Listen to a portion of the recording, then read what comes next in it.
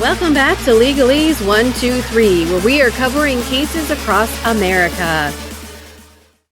Hello and welcome back to Legalese. I'm your host, Missy K. How is everybody doing today? It is hump day. Yay! It's Wednesday, the 11th. I knew it was already 11th. The 11th of February. Just a couple more days until the big B-Day. So make sure you have something special for the one that you love or one that you are partners with, whatever it is that you do. The persons that matter most in your lives. Just a little appreciation, a little poem, a little sign of appreciation. Do the dishes, clean the house, clean the bathroom, fold the towels, put the towels away, put the laundry away, maybe clean a closet, right? I think I'm saying that to myself. Clean a closet. Anyways, what do we have going on today? Well, a lot's going on in the Tik Tok Psychic case. Yes, I said I was going to give you an update. At last, we had heard last week there was a pre-trial hearing. And if you didn't see it, go back to my YouTube and go back to see the TikTokity hearing that we did. We got to see the attorneys for the professor. We got to see Miss TikTok herself, as well as the judge. And the judge looks like Mr. Big. So we're going to, instead of Mr. Big, we're going to call him Mr. P, Mr. Judge. I don't know, but that's what he looks like. So she threatened to file some motions. The judge said that they need to respond to some motions. And so that is where we're at right now. So I thought we would share that together and that we could see what has happened. Oh, well, apparently I'm not sharing anything with you. You can't see anything. All right. This is the docket. This is the docket. And yes, people, you see this? This was initially filed. Let me see if I can make this bigger. This case has been going on since December 21st, 2022. This is a civil case, right? And sometimes they do. They drag out. Civil cases drag out, right?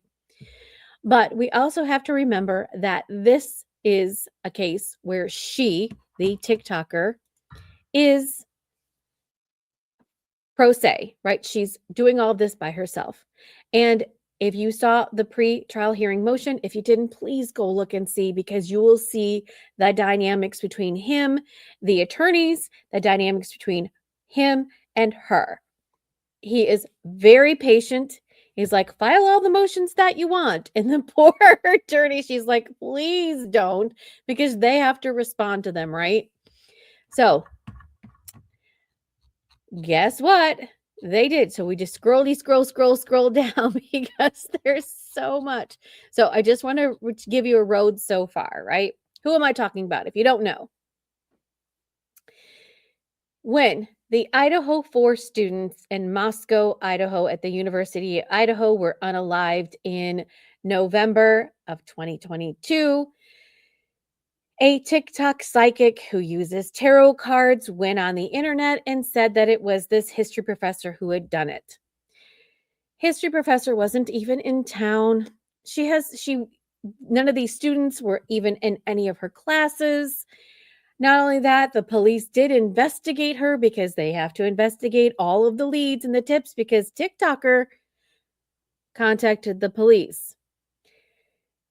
TikToker went on to her platform channels and said that it was the professor, that she was having an inappropriate relationship with one of the victims and that she had hired one of the victim's boyfriends to do the killings, right? We all know that didn't happen. We all know that that is a bunch of hooey, right? Professor sent several cease and desist messages to TikToker. TikToker didn't listen. She doubled and tripled down and she just said, to heck with you. I'm going to do what I'm going to do and you just keep doing it. So she sued her. And after a while, she finally got a summary judgment from the judge that said, yep, you've been defamed. Now what's next? So history teacher's like, I'm going to teach you a lesson. I'm going for damages. And that's where we are at right now. There is to be a trial later on this month, 24th of February, approximately, that this is headed for a 4-day trial. As you saw in the preliminary hearing, TikToker's not in the state anymore. Where is she? Some people say she's in France. Just saying.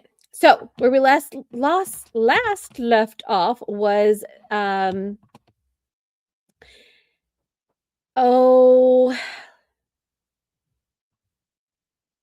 so TikToker had filed a motion for, we talked about this. She filed a motion to I'm trying to see where we left off.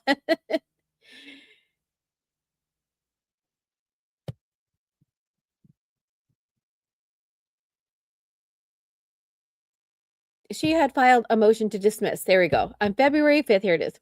She filed the motion to dismiss for lack of jurisdiction, etc. And so then they had the conference, which was on the 5th, and talk about what they did in the in that. And so I'm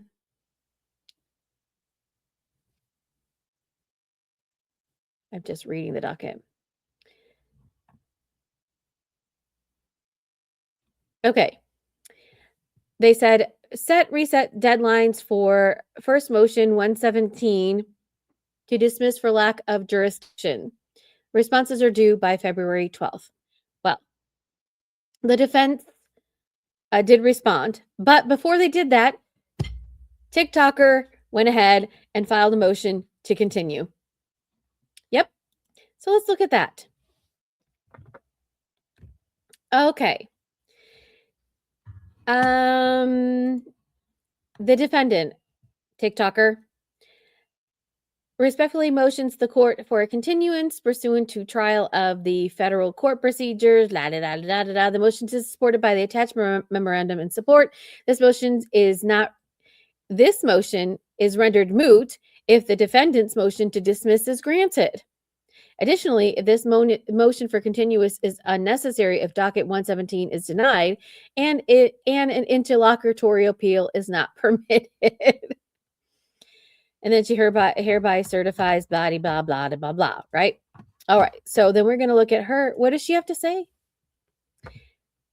All right. TikToker respectfully requests the motion of the court for a continuance.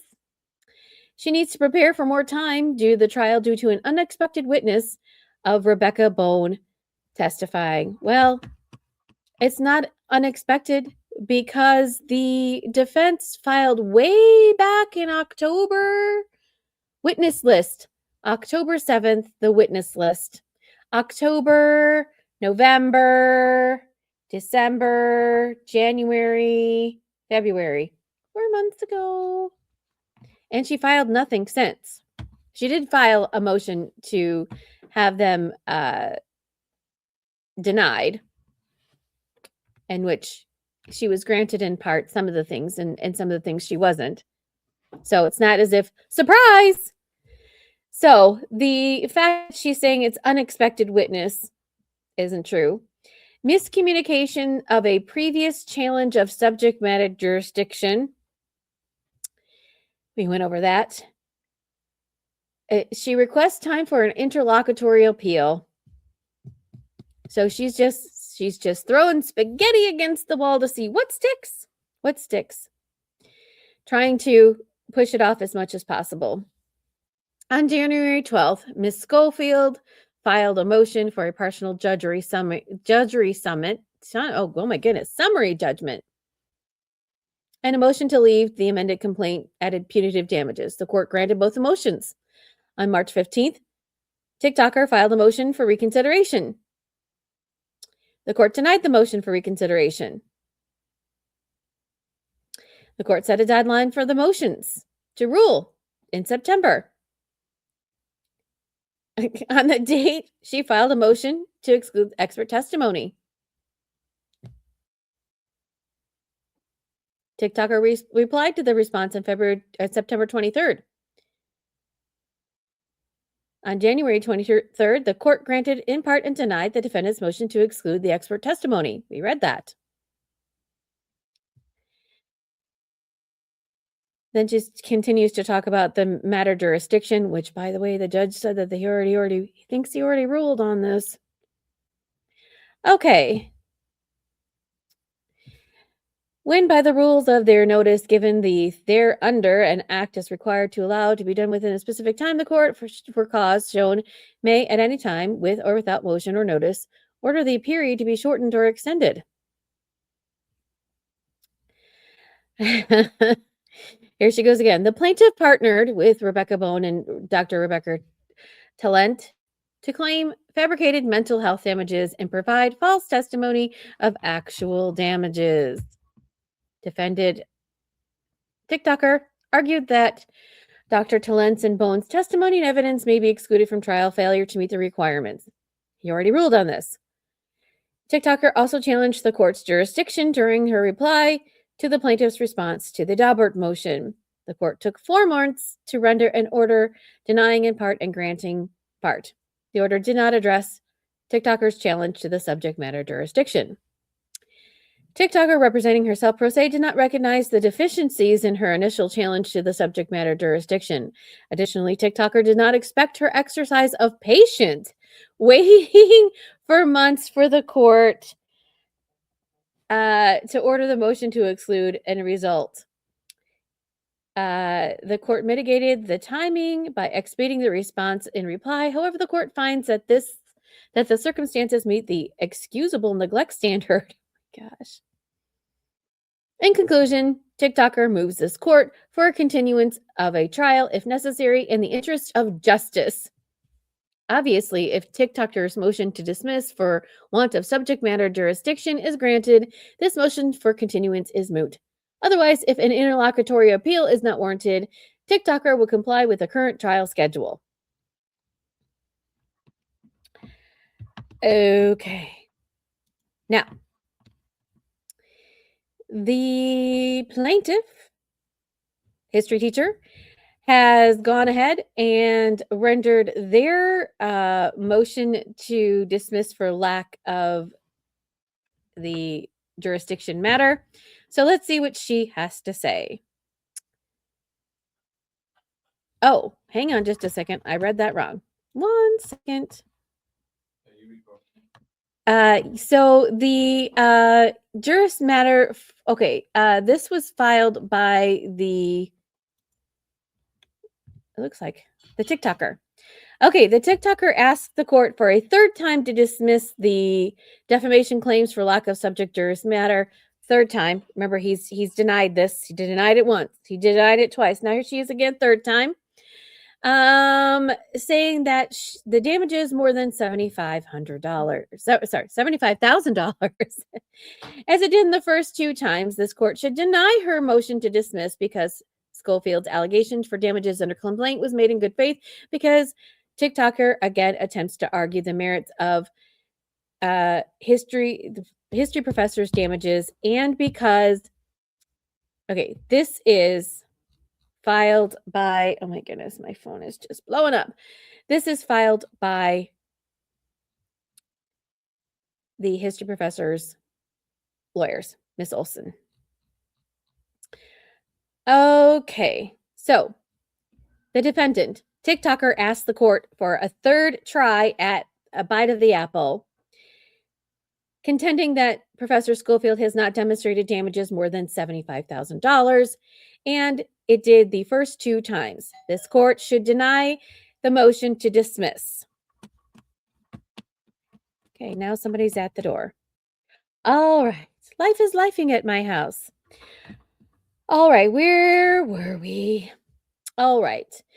Miss TikToker again attempts to argue the merits of professor's damages because TikToker again fails to show the legal certainty that the claim is really for less than the jurisdictional amount. Federal courts have original jurisdiction over cases where the complete diversity exists between the parties. The amount in controversy exceeds over $75,000. History teacher alleges in her complaint that the amount controversy exceeds $75,000 and that professor further alleges in her complaint that the beginning of November 24th, 2022, TikToker posted TikTok videos falsely stating that professor had ordered the unalivings. For the purposes of diversity jurisdiction, the sum claimed in the complaint controls if the claim is apparently made in good faith. It must appear to be legal certainty that the claim is really for less than the jurisdictional amount to justify dismissal. The standard is differential to plaintiffs and makes it very difficult to dismiss a complaint on the ground that it does not meet the jurisdictional amount required. This court has twice rejected TikToker's motion to dismiss on the ground that the history teacher's complaint does not satisfy the jurisdictional amount, rejecting her arguments that evidence or information adduced after the complaint was filed shows that professor has not, in fact, been damaged in the amount exceeding $75,000. Here, TikToker raises no new arguments. First, she contends again that history teacher's claims of damages exceed $75 was made in bad faith because she did not suffer damage to her professional career and reputation. TikToker next contends that professor's mental health damages in the amount set in her motion for default judgment was fabricated, and that her diagnosis of post-traumatic stress disorder is fabricated. Footnote 1. Ms. TikToker also argues that professor cannot prove her default judgment amount of $1 million under Idaho Code, which deals with the proof of psychological injury under Idaho Workers' Compensation Statute. Professor does not seek workers' compensation damages. This statute and argument are irrelevant. So sometimes it's good to have a lawyer, right? Ms. TikToker's arguments fundamentally misunderstand the scope of damages available to Professor defamation's claims and the kinds of evidence necessary to prove such damages. Finally, under the guise of her third motion to dismiss for lack of subject matter jurisdiction, Ms. TikToker asked this court to revisit its prior rulings on punitive damages and summary judgment as to liability. She argues because Professor Scofield cannot meet all of the elements of the defamation claim and that cannot prove that Ms. TikToker acted with actual malice, Professor cannot recover punitive damages for the reasons said above in the court's earlier rulings, which was adequately pled by Professor. This is very well written, Miss Olson. Very well. For conclusions, the reasons set forth in the above court's prior orders, this court should again dismiss TikToker's third motion to dismiss for lack of diversity subject matter. Now, I want to remind you, there is a very, very, very good point in all of this. Every motion that TikToker files, whether it's legitimate or not, professors, lawyers have to respond.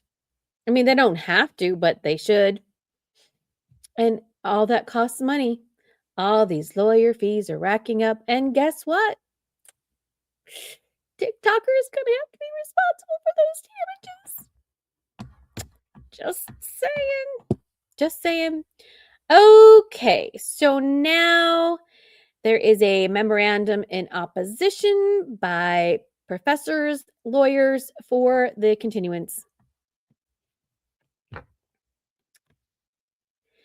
All right. The defendant, TikToker, asked this court to continue a trial set to begin a mere 18 days after she filed her motion. She does so on the grounds that she needs more time to prepare for trial set 6 months earlier, on the grounds that she needs more time to prepare to examine a witness that she's known about for more than 2 years, and on the grounds that she mistakenly filed her meritless third motion to dismiss for subject matter jurisdiction later than required. This court should reject TikToker's last-ditched attempt to further delay these proceedings. Professor has brought her claims more than 3 years ago. She has withstood TikToker's repeated attempts to delay the proceedings through the repetitive motions to dismiss, motions to reassign this case, motions to reconsider the rulings, and other pleadings lacking merit. On August 12th, 2025, this court entered an order setting a trial for February 24th. No grounds exist to continue that trial, particularly at this late stage. All the background. We don't need the background. We know the background. You know the background. Oh, you can't see this because I am not sharing this with you. I sincerely apologize. You're just seeing me reading it. TikToker's motion to continue the trial in this case is far too late. The trial has been set for 6 months. TikToker has adequate notice of Rebecca Bone being called as a witness in the subject matter of her testimony. She has twice previously moved to dismiss for lack of subject matter jurisdiction. She has done so for a third time. This does not warrant a continuance. And a continuance based on an interlocutory appeal is both premature and unlikely to succeed. The court should deny TikToker's motion to continue. Case law. The second factor also weighs that TikToker, the purpose of the continuance cannot be met. She can no longer seek discovery as the discovery deadlines have passed. She has filed a motion to dismiss for lack of subject matter jurisdiction that addresses significant information about post-traumatic stress disorder. This diagnosis Ms. Bone made of Professor Scofield and about which she will testify, Ms. TikToker is, of course, free to use this information to attempt to cross-examine Ms. Bone. No continuance is necessary. The third factor weighs heavily against Ms. TikToker. Professor and the court would be significantly inconvenienced by a continuation of a trial set 6 months ago. Professor and her counsel have spent significant resources preparing for trial and arranged their schedules to appear at and conduct said trial. For Professor's counsel, that is to the exclusion of their work. They have subpoenaed witnesses who likewise have scheduled to appear at this trial, some of whom will have to fly or drive from northern Idaho to eastern Washington to appear at a trial in Boise. Professor anticipates that the court's calendar likewise will be significantly disrupted by scheduling a trial 6 months ago. In conclusion, TikToker has employed a variety of delay tactics throughout this litigation, and it's time for them to end. This court should deny TikToker's motion to continue the trial and proceed as scheduled on February 24th. Now, as you can see, the professor and her attorneys are getting a little tired of this game, but it's the game, right? It's the game. And the only person that could change the game, stop the game, referee the game is our Mr. P. That is right. Judge Patricio, that's what I'm calling him, has not responded just yet. So we are waiting. I was hoping that he would have responded and we would have a nice little outcome, but he hasn't thus far. So stay tuned, my lovies. We will have a order in the court, and will this proceed? Will TikToker show up? All these great questions and more. So make sure you follow, like, subscribe, share, whatever it is that you want to know to get an update on the Tik Tok Psychic case. This one baffles me. Again, I'm going to state that the TikTok lady, she's smart. She's not stupid. Some of her motions have been very well thought out. Some of them she's close, but no cigar, right? And some of them she's just out in left field, right? But you know, if you do the crime, you got to pay the time, right? So she's going to have to pay up. Sorry. Again, this is going to be for a jury to decide, and to decide how much money, if any, they're going to reward. So we'll see. So currently, what is the current status? Let's wrap it up. We're waiting for the judge to decide on her 2 motions that she filed, the jurisdiction one and her motion for continuance. Then we're going to see from there. I do believe he said that they were going to have another pretrial motion. I know they were going to have one in person on the 23rd. It is the 11th. So we have all of next week, right? Let me just look at the calendar. We have all of next week. So there's going to be another hearing just to kind of go over things next week. And then then the following week, they start going to trial. So that will be very, very interesting. Again, like and subscribe if you want to hear more. Thanks for watching. Thanks for watching Legalese 123. If you like what you saw, please like and subscribe for more content.